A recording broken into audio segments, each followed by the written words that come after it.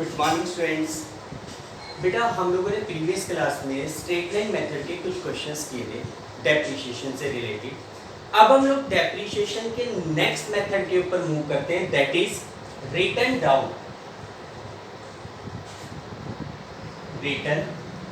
Down value method. Return down value method. देखो बेटा इस मेथड को WDV मेथड भी कहा जाता है, रिटर्न डाउन वैल्यू। देखो इसका दूसरा नाम diminishing balance method, diminishing balance method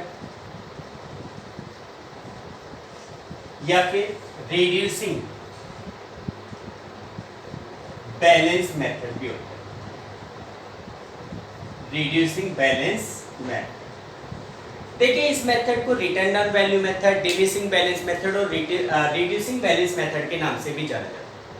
देखो बेटा according to this method each year depreciation is provided on the previous year balance of the assets. देखो स्ट्रेट लाइन मेथड में क्या होता था कि अगर लेट्स सपोज आपने किसी मशीन को 1 लाख रुपीस में परचेज किया है और अगर आप उसके ऊपर डेप्रिसिएशन 10% लगाते हो तो हर साल का डेप्रिसिएशन इज ओरिजिनल वैल्यू यानी कि 1 लाख रुपीस पे लगाना है। पहले साल का डेप्रिसिएशन भी 10,000, सेकंड ईयर का भी 10,000, थर्ड ईयर का डेप्रिसिएशन भी क्या होगा 10,000 रुपीस होगा।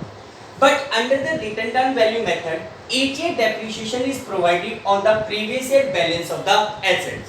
यानी कि हर साल का जो डेप्रिसिएशन होगा वो एसेट्स के प्रीवियस ईयर बैलेंस के ऊपर लगाया जाएगा। लाइक अगर रेट ऑफ डेप्रिसिएशन 10% है, किसी मशीन को आपने 1 लाख रुपीस में परचेज किया है तो पहले साल का डेप्रिसिएशन 1 लाख का 10% इट मींस 10,000।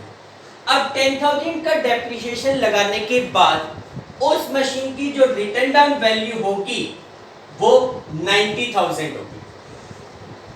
उस मशीन की जो रिटर्न डाउन वैल्यू होगी वो हमारे पास 90,000 होगी। अब उसके बाद सेकंड ईयर के लिए हम इस 90,000 के ऊपर 10% डेप्रिसिएशन लगाएंगे। जो सेकंड ईयर डेप्रिसिएशन होगा वो 1 लाख रुपीस के ऊपर ना लगाकर रिटर्न डाउन वैल्यू यानी कि 90,000 पे लगेगा। 90,000 का 10% 9,000 का डेप्रिसिएशन लग गया। मशीन की जो रिटर्न डाउन वैल्यू आएगी वो 81 आएगी। उसके बाद अगले साल का जो डेप्रिसिएशन होगा वो 81,000 पे लगेगा, 8,100। इस तरीके से in this method each year depreciation is provided on the previous year balance of the assets. हर साल का जो डेप्रिसिएशन होगा वो एसेट्स के प्रीवियस ईयर बैलेंस के ऊपर लगाया जाएगा। रिटर्न डाउन वैल्यू इसलिए कहा जाता है कि डेप्रिसिएशन लगाने के बाद जो अमाउंट आता है वो उसकी रिटर्न डाउन वैल्यू कहलाती है और रिटर्न डाउन वैल्यू के ऊपर हर साल का डेप्रिसिएशन लगता जाएगा, इसलिए इसको रिटर्न डाउन वैल्यू मेथड कहा जाता है। ठीक है बेटा, तो देखो इसमें सिंपल सी बात है कि under this method each year depreciation is provided on the previous year balance of the assets. Straight line method और रिटर्न डाउन वैल्यू मेथड में केवल डिफरेंस ये आएगा कि स्ट्रेट लाइन मेथड में each year depreciation is provided on original cost, while in return down value method each year depreciation is provided on the previous year balance of the assets. Assets के previous year balance के ऊपर लगाया जाता है। तो इस method को क्या कहा जाता है, रिटर्न डाउन वैल्यू मेथड कहा जाता है। क्लियर है बेटा? ठीक। देखो अगर हम अकाउंटिंग पॉइंट ऑफ व्यू से बात करें, अकाउंटिंग पॉइंट ऑफ व्यू से स्ट्रेट लाइन मेथड और रिटर्न डाउन वैल्यू मेथड का अकाउंटिंग ट्रीटमेंट सेम है, जर्नल एंट्री सेम है, प्रोसेस सेम है। सिर्फ एक अमाउंट की बात आती है डेप्रिसिएशन अमाउंट की, उसमें हमेशा ओरिजिनल कॉस्ट को देखना पड़ता था, इस मेथड में प्रीवियस ईयर बैलेंस को देखना पड़ेगा। ठीक है भाई, क्लियर? तो ये तो हमारे पास straight line return down value method हो गया। देखो रिटर्न डाउन वैल्यू मेथड में डेप्रिसिएशन के अमाउंट को कैलकुलेट करने के लिए रेट ऑफ डेप्रिसिएशन ही दी जाती है। इस मेथड में कॉस्ट ऑफ एसेट्स और स्क्रैप वैल्यू की सहायता से डेप्रिसिएशन नहीं निकल सकता। ठीक है, तो इसलिए इस क्वेश्चन में अगर रिटर्न डाउन वैल्यू मेथड का कोई क्वेश्चन आता है तो उसमें रेट ऑफ डेप्रिसिएशन आपको गिवन होगी। अब देखो थ्योरेटिकल पॉइंट ऑफ व्यू से इसमें दिया हुआ है merits of return down value method. Return down value method की मेरिट्स क्या है, एडवांटेज क्या है? तो देखो पहला एडवांटेज है इजी कैलकुलेशन। इजी कैलकुलेशंस का मतलब है, देखो अगर हम मेरिट्स की बात करें, इस मेथड की मेरिट्स क्या क्या है। तो पहली मेरिट है इजी कैलकुलेशन। देखो बेटा, इजी कैलकुलेशन का मतलब होता है कि in this method it is very easy to calculate the amount of depreciation. Depreciation के अमाउंट को कैलकुलेट करना बहुत आसान होता है, because in this method depreciation is charge on the previous year balance of the assets. इस method में depreciation का अमाउंट एसेट्स के प्रीवियस ईयर बैलेंस के ऊपर लगाया जाता है, डेप्रिसिएशन प्रीवियस ईयर बैलेंस पे लगाया जाता है। Therefore, in this method, the amount of depreciation can be calculated very easily. Second point, equal charge against income. देखो, second point अच्छा point माना जाता है, equal charge against income. Against income. इसका मतलब क्या होता है? देखो, this method creates an equal charge against income. ये मेथड इनकम के अगेंस्ट इक्वल चार्ज क्रिएट करता है। कैसे? देखो, आपको मैंने एक बार पहले भी बताया था कि जब हम किसी एसेट्स को परचेज करते हैं तो स्टार्टिंग ईयर में उसकी प्रोडक्शन कैपेसिटी ज्यादा होती है, जैसे जैसे आप उसको यूज करोगे उसकी प्रोडक्शन कैपेसिटी रिड्यूस होती जाती है। एग्जाम्पल, आपके घर में इन्वर्टर बैटरी होती है। आप लोग देखो, जब नई बैटरी को इंस्टॉल करते हो तो वो 5 to 6 आवर्स का बैकअप देती है, लेकिन आफ्टर 1 ईयर या 2 ईयर उसका बैकअप टाइम पीरियड 1 आवर या 2 आवर्स का रह जाएगा। तो कहने का मतलब जैसे जैसे आप एसेट्स को यूज करोगे उससे मिलने वाला बेनिफिट रिड्यूस होता जाता है। स्ट्रेट लाइन मेथड में हर साल डेप्रिसिएशन अमाउंट सेम है, जबकि उस एसेट से मिलने वाली इनकम रिड्यूस होती है। भाई, पहले साल 15,000 की इनकम, सेकेंड ईयर में 12 की इनकम, थर्ड ईयर में 10 की इनकम, फिर फोर्थ ईयर में 8 की इनकम। इनकम रिड्यूस हो रही है, डेप्रिसिएशन अमाउंट सेम है, यानी कि एसेट्स के अगेंस्ट ये हमारे प्रॉफिट के अगेंस्ट इक्वल चार्ज क्रिएट नहीं कर रहा। प्रॉफिट घट रहा है तो इनकम भी घटनी चाहिए, एक्सपेंस भी घटना चाहिए। अगर इनकम घट रही है तो एक्सपेंसेस भी रिड्यूस होना चाहिए। जबकि इस रिटर्न डाउन वैल्यू मेथड में each year depreciation keeps on reducing. हर साल का जो डेप्रिसिएशन अमाउंट होता है वो रिड्यूस होता जाता है। पहले साल 10, फिर 9, फिर 8। तो कहने का मतलब amount of depreciation is reducing as well as income is reducing from that assets. Therefore it create an equal charge against income. तो आप इसमें लिखेंगे कि this method creates an equal charge against income because in this method the amount of depreciation keeps on reducing every year. On the other hand, the benefit derived from the assets also keeps on reducing. Therefore, it creates an equal charge against income. ये method income के against एक equal charge create करता है। उसके बाद अगला point आता है, no undue pressure in later year. देखो बेटा, लेटर ईयर का मतलब होता है बाद वाले सालों में। देखो, this method does not create a undue pressure on later year. अभी मैंने आपको एग्जांपल दिया कि एसेट से मिलने वाला बेनिफिट रिड्यूस होता जाता है। पहले साल 15,000 का बेनिफिट था, सेकंड ईयर में 12 का, फिर 10 का, फिर 8 का, अगले साल में 6 का, फिर 5 का। इस तरीके से प्रॉफिट मिलता है। जबकि स्ट्रेट लाइन मेथड में हर साल का डेप्रिसिएशन क्या रहता है? सेम रहता है। तो लेटर ईयर्स में, लेटर ईयर जो बाद वाले साल उसमें ये इनकम पे अनड्यू प्रेशर क्रिएट करता था स्ट्रेट लाइन मेथड। बट इस मेथड में अगर इनकम रिड्यूस हो रही है तो डेप्रिसिएशन का अमाउंट भी रिड्यूस हो रहा है, तो it does not create a undue pressure और इनकम। तो आप इसमें क्या लिखेंगे कि in this method the amount of depreciation keeps on reducing in every year as well as the income derived from that assets also keeps on reducing. Therefore, this method does not create a undue pressures against income in later year. आने वाले सालों में, बाद वाले सालों में ये method income के अगेंस्ट अनड्यू प्रेशर क्रिएट नहीं करता।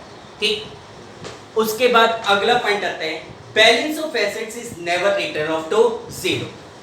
एसेट्स की वैल्यूएशन कभी भी जीरो नहीं होगा। देखो, स्ट्रेट लाइन मेथड में जैसे 1 लाख की मशीन है, हर साल 10,000 का डेप्रिसिएशन लगा रहे हो, आफ्टर 10 ईयर आपकी एसेट्स की वैल्यू जीरो हो जाएगी। But in this method assets never becomes to zero. Assets के प्राइस कभी भी जीरो पे नहीं पहुंचेंगे। अगर लास्ट में 1 रुपीज बच गया तो उसमें भी 10 पैसे का ही डेप्रिसिएशन लगेगा, 90 पैसा फिर भी उसमें बचेगा। तो कहने का मतलब in return on value method the assets never becomes zero which is feasible. देखो कोई भी पर्टिकुलर एसेट्स की बात करो, आपके पास एक बिल्डिंग है, मशीन है, मशीन 10 साल 15 साल 20 साल 50 साल चलने के बाद हो सकता है वर्किंग कंडीशन में ना हो, आपके लिए यूजेबल कंडीशन में ना हो, बिल्कुल बेकार हो जाए। लेकिन बेकार हो जाएगा तो भी इसकी वैल्यू बिल्कुल जीरो नहीं होती, जीरो कभी नहीं होती। इसलिए ये मेथड फीजिबल है। आप इसमें लिखेंगे कि under this method the value of assets never becomes to zero. Assets का जो वैल्यूएशन है वो कभी भी जीरो नहीं होता, विच इज फीजिबल, ठीक है, जो कि रियलिटी, ठीक। उसके बाद approval method by income tax authority, approved by income tax authority. तो नेक्स्ट पॉइंट है इसमें अप्रूव्ड बाय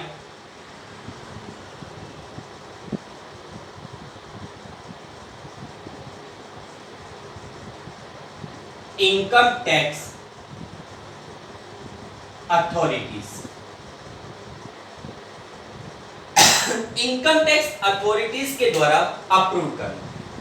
देखो बेटा, जैसे कोई भी बिजनेस ऑर्गेनाइजेशन एक फाइनेंशियल ईयर की एंडिंग के ऊपर अपने फाइनल अकाउंट प्रिपेयर करता है, जिसमें हम लोग trading and profit and loss account और बैलेंस शीट को इंक्लूड करते हैं।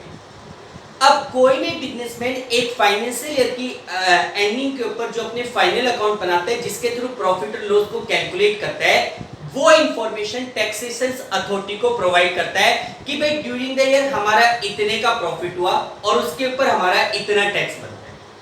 अब क्या होता है कि जैसे फाइनेंशियल स्टेटमेंट बनाने के बाद आप आईटी डिपार्टमेंट या टैक्सेशन अथॉरिटी के सामने वो फाइनेंशियल स्टेटमेंट प्रेजेंट करते हो।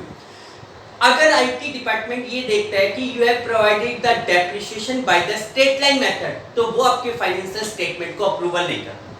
यानी कि method of straight line method of charging depreciation is not approved by the taxation authority. हाँ, अगर कोई बिजनेस ऑर्गेनाइजेशन अपनी फिक्स एसेट्स के ऊपर रिटर्न ऑन वैल्यू मेथड से डेप्रिसिएशन लगाता है तो that is approved by taxation authority. Taxation authority उस मेथड को अप्रूवल देते हैं, उस मेथड को अप्रूव करते हैं। तो हम ये कहते हैं कि return on value method is approved by the taxation authority for charging depreciation. Return on value method को टैक्सेशन अथॉरिटी अप्रूव करती है डेप्रिसिएशन लगाने के लिए, ठीक। तो ये हमारे पास इस मेथड के एडवांटेज एंड मेरिट्स। अब बात करते हैं demerits of return on value method. देखो, जहां पर इस मेथड के इतने ज्यादा एडवांटेज हैं, वहीं पर इसके कुछ डिसएडवांटेज भी है, डीमेरिट्स भी है। कौन कौन सी डीमेरिट्स है? पहला पॉइंट आता है assets, value of assets never becomes to zero.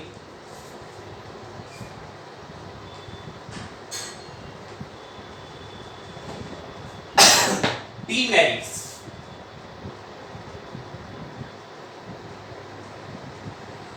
Of WT. तो देखो, इसके पहली डीमेरिट है value of assets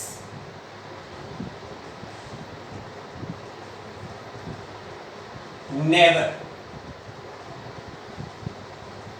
becomes to zero. Value of assets never becomes to zero.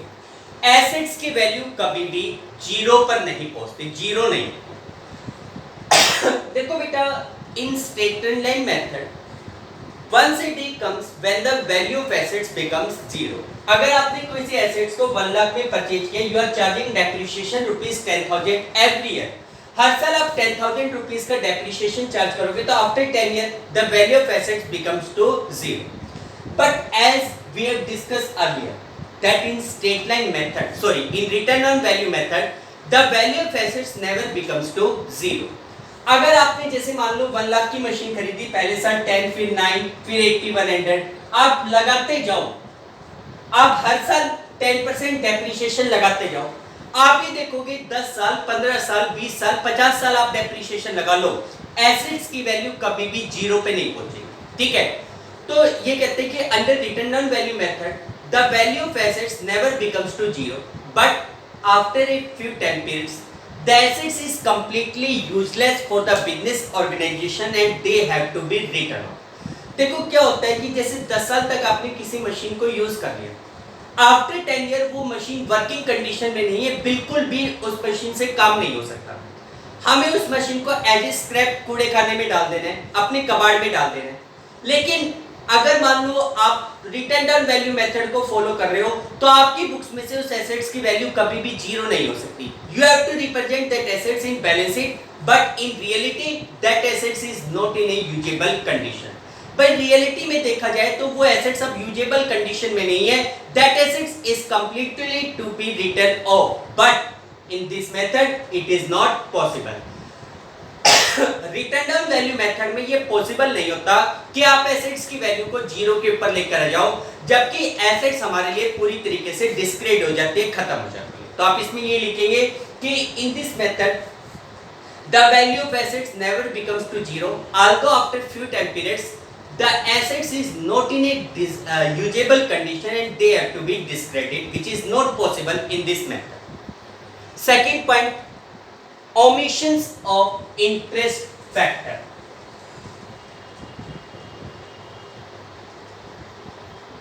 Omission of interest factor.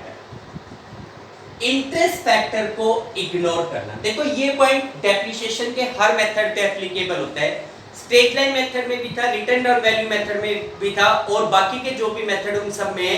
केवल एक मेथड ऐसा होता है एन्युटी मेथड, जिसमें ये पॉइंट नहीं आता, क्योंकि एन्युटी मेथड इंटरेस्ट फैक्टर को अंडर कंसीडरेशन लेता है।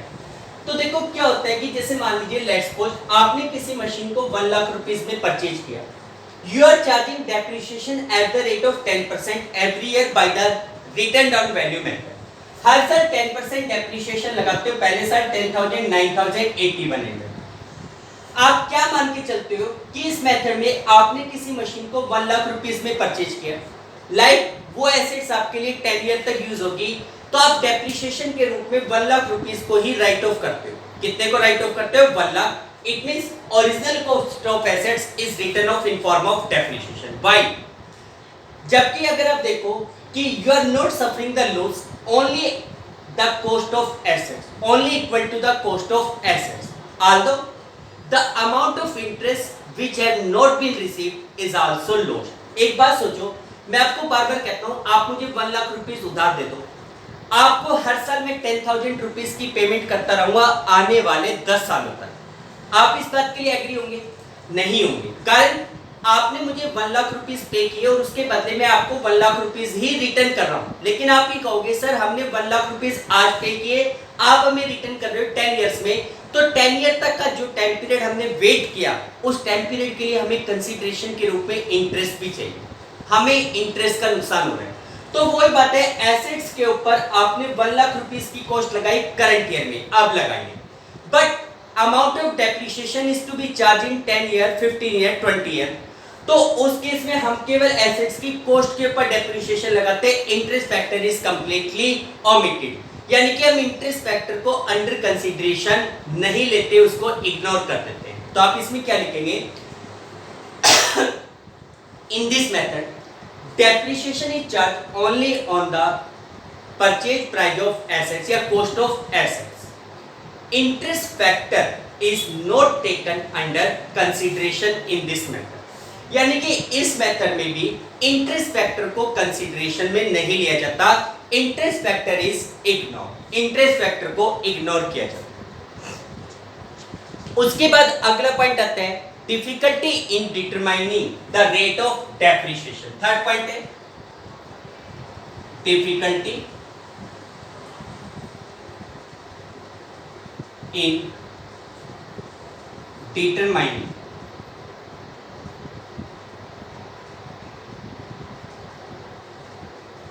rate of depreciation। Difficulty in determining the rate of depreciation।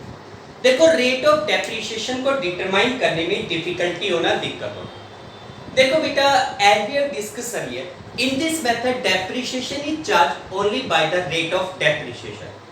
इस मेथड में अगर आपको डेप्रिसिएशन के अमाउंट को कैलकुलेट करना है, if you want to calculate the amount of depreciation, then cost of asset, scrap value, useful life doesn't matter. उस case में एसेट्स की कॉस्ट क्या है, उसकी स्क्रैप वैल्यू क्या है, उसकी यूजफुल लाइफ क्या है, ये मैटर नहीं करती।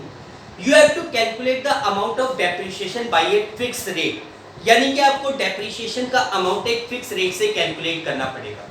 But by which rate the depreciation should be provided on fix assets, it is very difficult to calculate. आपके पास कोई बिल्डिंग है,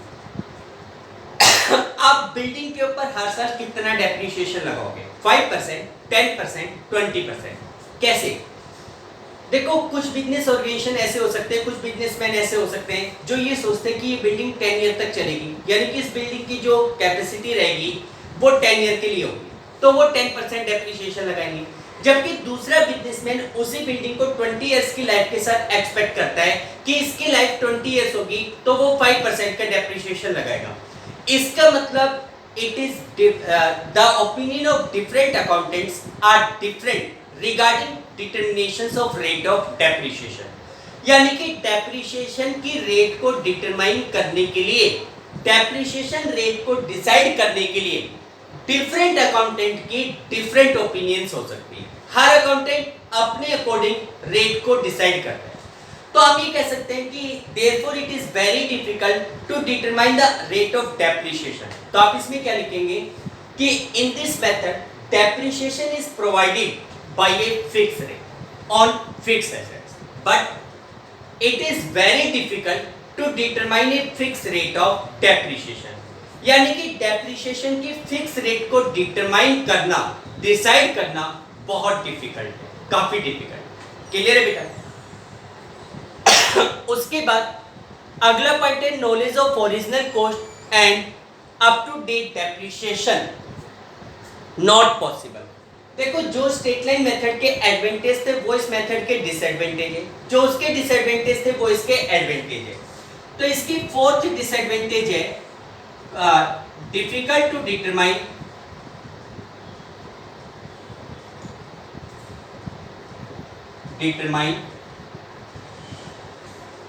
cost of depreciation and up to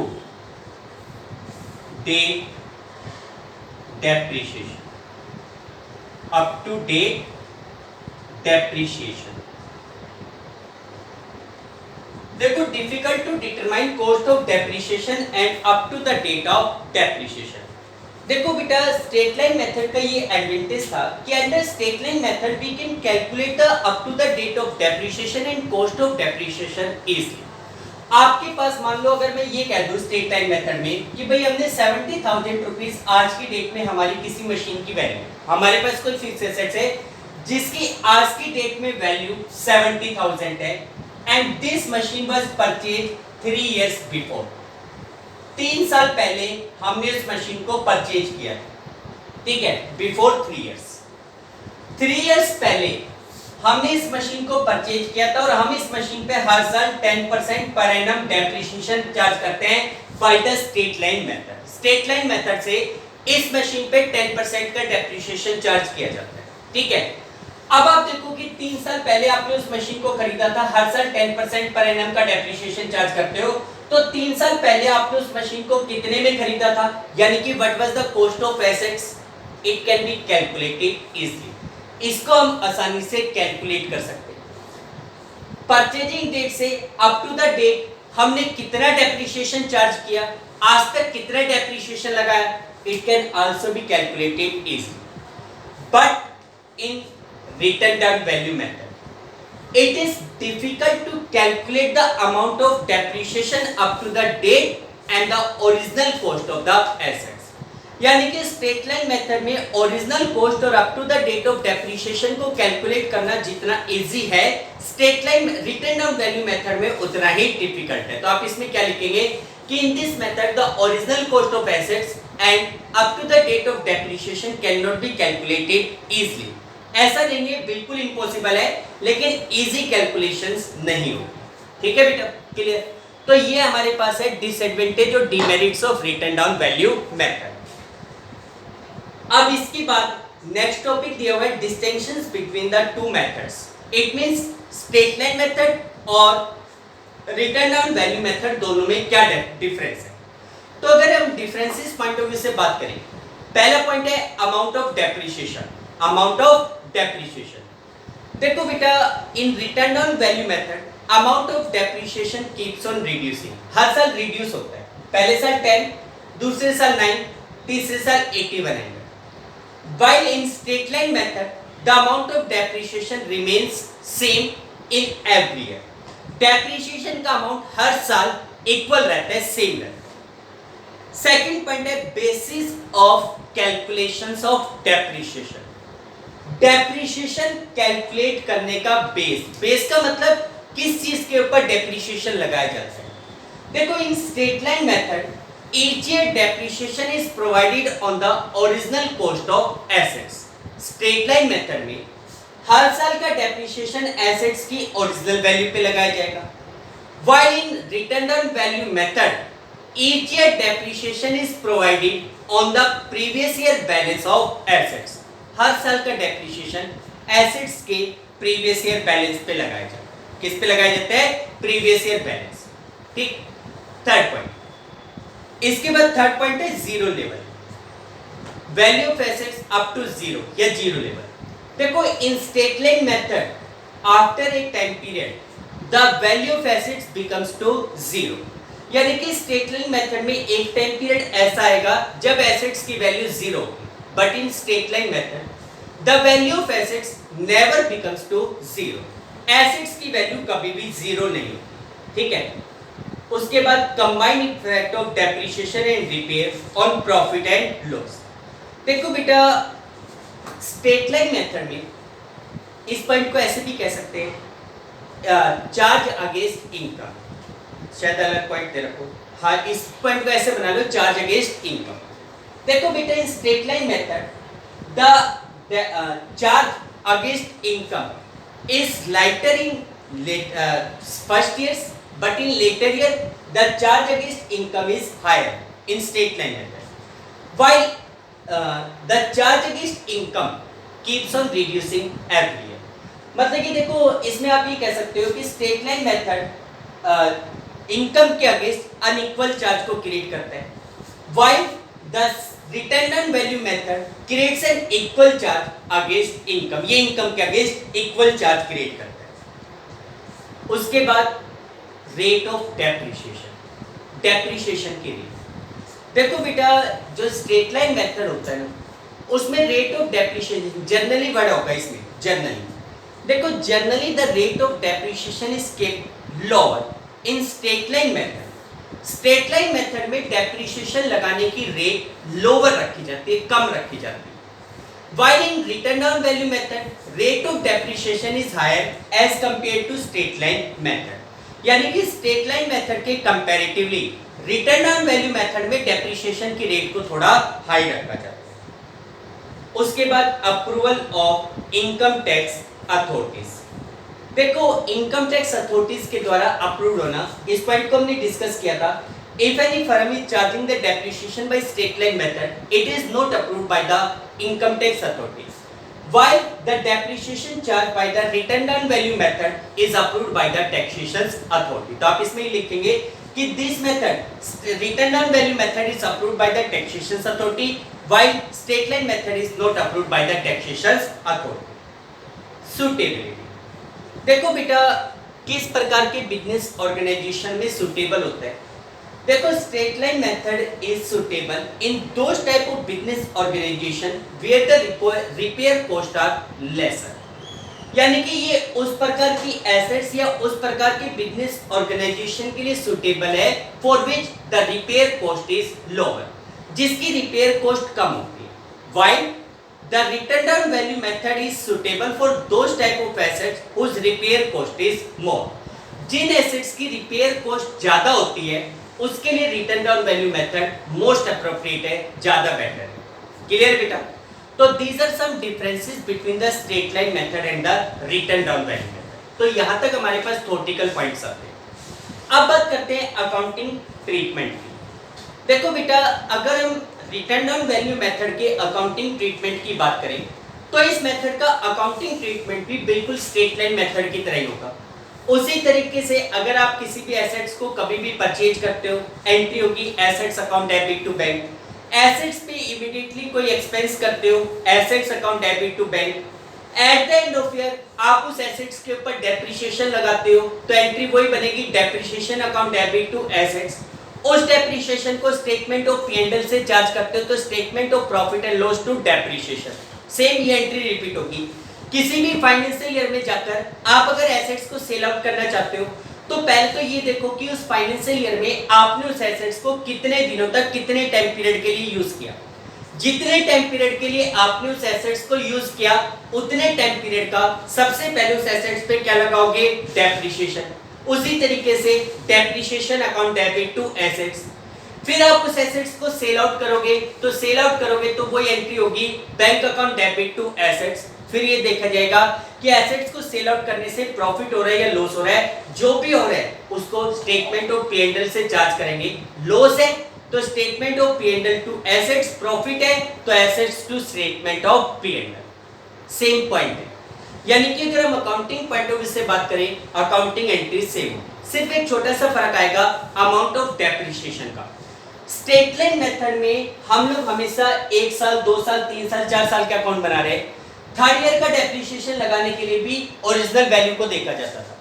but in return on value method each year depreciation is provided on the previous year balance. Previous year के ending पे या current year के starting में जो बैलेंस है, उस बैलेंस के ऊपर डेप्रिसिएशन चार्ज किया जाएगा। ठीक है बेटा, तो देखो आज आप इसकी थ्योरी पढ़िए, कल हम इसी मेथड के कुछ प्रैक्टिकल क्वेश्चंस करेंगे। ओके बेटा, thank you, have a nice day.